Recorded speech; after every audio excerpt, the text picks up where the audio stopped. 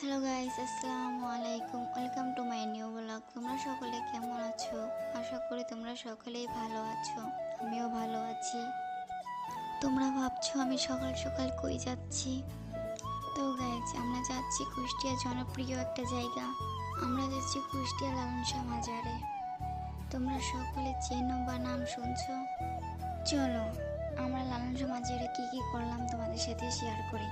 প্রথমেই বলছি, ভিডিওটা স্ক্রিপ্ট না করে সম্পূর্ণ ভিডিও দেখার অনুরোধ রইল।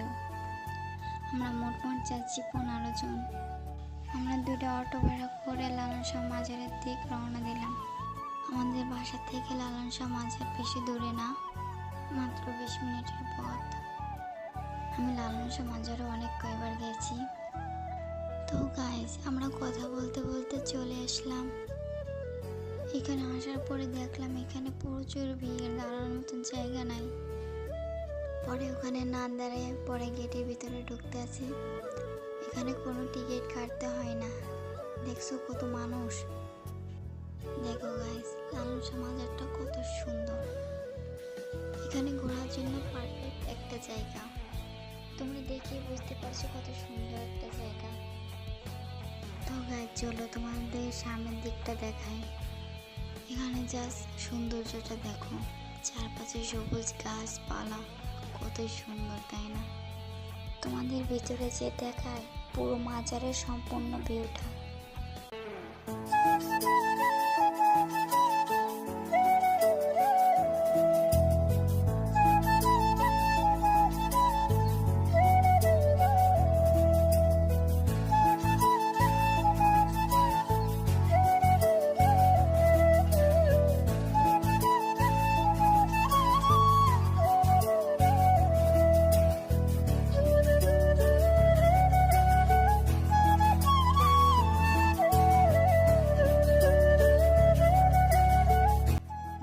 কত সুন্দর, তাই না?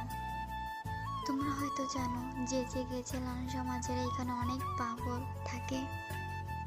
এখানে আবার দেখলাম ভিতরে লালনের গান হচ্ছে। চলো তোমাদের দেখাই।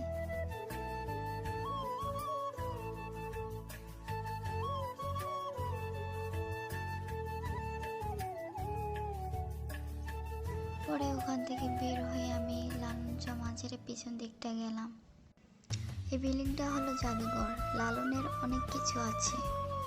জাদুঘরের ভিতর ভিডিও করা নিষেধ, সেজন্য তোমাদের দেখাতে পারলাম না। পরে দেখি এখানে বয়স্ক একটা আন্টি লালনের সাথে গান গাচ্ছে।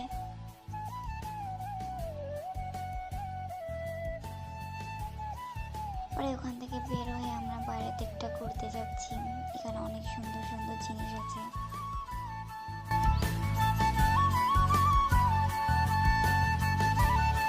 যেমন একতারা, মাটির জিনিসপত্র, কাঠের জিনিস ইত্যাদি, অনেক কিছু, অনেক সুন্দর সুন্দর জিনিস।